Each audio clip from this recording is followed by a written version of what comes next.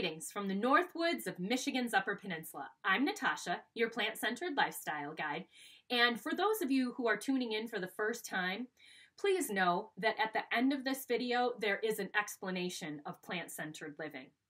Today, I want to talk about the fact that every bite does count.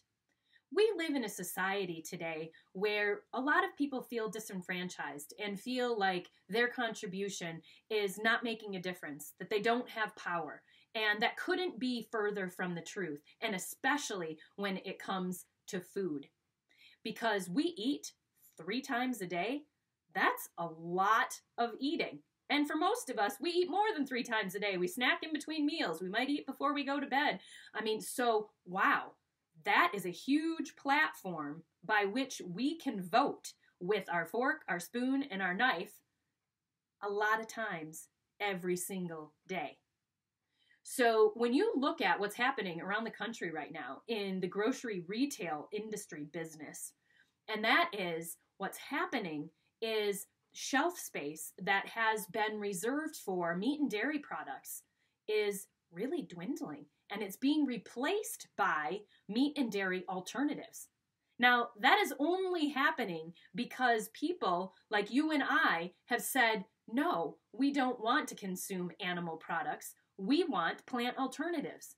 And so the grocery industry is listening to us because we are voting with our dollars. It makes a difference. It truly makes a difference. But every bite counts on another level as well. And this is one that in recent years has become more, more obvious to me. And I want to share this with you because perhaps you've never looked at it this way before. I encounter quite a few people who say, Natasha, I am plant-based almost 100%, but sometimes it's just not really convenient and I don't want to inconvenience others, and so I'll just have the pork sandwich, or I'll just have the chicken breast, or I'll just have whatever meat product it is that's being served as the main dish because I really don't want to rock the boat. Well, let me ask you something, or not really ask you something, but explain it the way that I see it. I'm not going to just say, okay, I'm going to eat that animal product once. That's me, and it is my choice. And of course, it's your choice to eat that animal product or not. But what I have come to learn and understand in my heart is that by me saying, I don't want to really rock the boat, and I am just too tired, and it just takes too much work, that by me doing that, then an animal loses his or her life.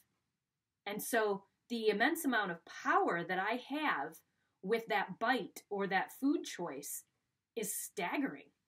So the way I look at it is I literally have the power to say whether or not an animal an animal lives or dies, simply because I didn't that day really feel like making a choice that might have been a bit more difficult, or perhaps there wasn't a choice available to me, and so I went with the default and said, it's just this one time. Well, to that animal, just this one time, they lost their life because of me.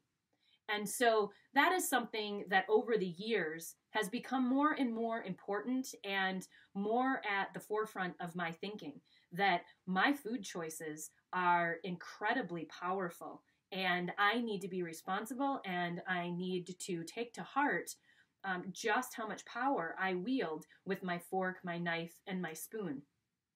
So again, you have power in the retail grocery world. You have power in your families and in your communities with the food choices that you make.